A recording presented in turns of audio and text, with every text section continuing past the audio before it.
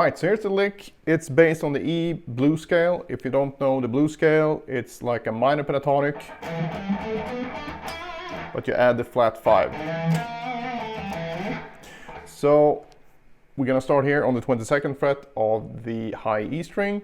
And as always, if you want tabs, you can find them on my Patreon, or simply sign up for my newsletter and you'll get the tabs there as well. So we're gonna start here on the 22nd fret, like I said, and first fingering here is gonna be 22, 19, 18. Then the next fingering on the next string will be 22, 20, 17. And we're gonna repeat that in octaves. So once you know this, I'm gonna show you that sequence soon, but once you know this here, just repeat it in 3 octaves. So the sequence is very easy to remember. We have 6 notes in the scale fragment here, which basically covers the entire blues scale because it's only 6 notes. So we just go down to the lowest note, and then back up, and then back down again. And this gives us 16 different notes. We got 1, 2, 3, 4, 5, 6, 7, 8, 9, 10, 11, 12, 13, 14, 15, 16. And if you play that as 16th notes, you have a complete bar before you move on to the next thing here. And if you do it in 32nd notes, basically it's half a bar. But anyway, it's very easy to divide this by 4 or 8. I notated it in 16th notes though. So again, then this will lead to this note, 1 octave lower, exactly the same sequence. And again.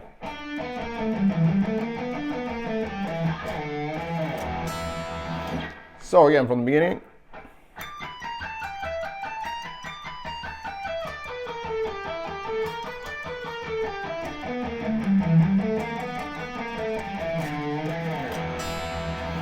Right, as far as practicing this, you want to be comfortable with the actual sequence first. And you don't need to do that with these stretcher fingerings. You can just go back to what I usually show people, where you sort of simplify whatever you're working on so you can work on the actual mechanics themselves before chucking it into a particular scale.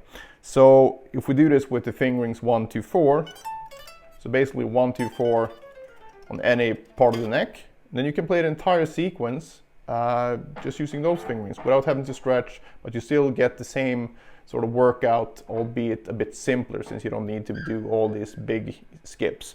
So that will just sound like this from the 14th fret.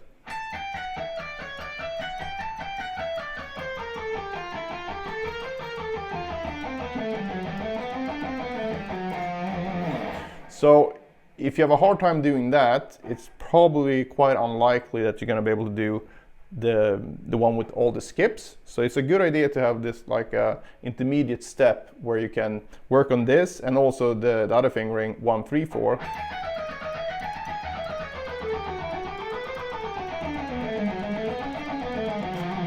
So you can get that together. So make sure you can do this first.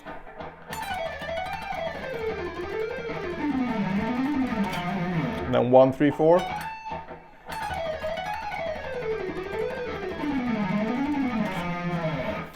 And once you can do that, you should be in good shape to tackle the entire lick.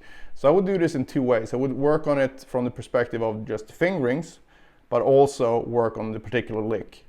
And I would also add the different starting points of the scale. Since we have 6 notes, we can start on 6 different places.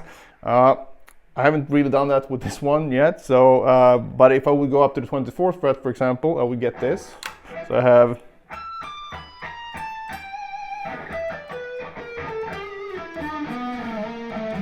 so if we add a sequence,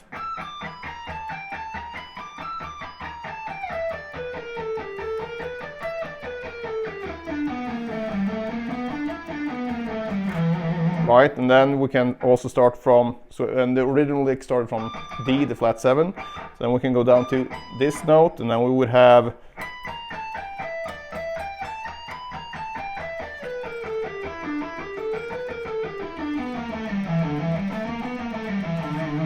and then you just go on like that. So I would like you to, as a challenge for yourself, just figure out the rest of them. So we have the original one starting on the root, and then the one starting on the fifth.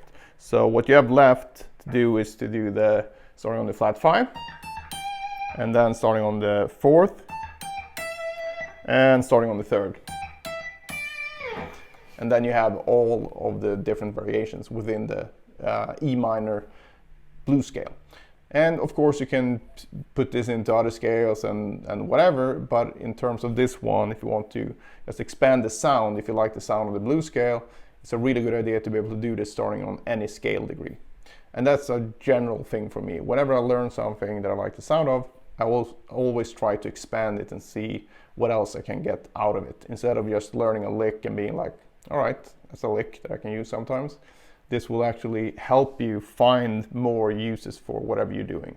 So a lot of sequences that I play or have sort of come up with has been inspired by learning different licks and just moving things around and trying different, using the sort of the same setup, meaning the same notes per string and the same sequence, but just changing the actual tonality of it.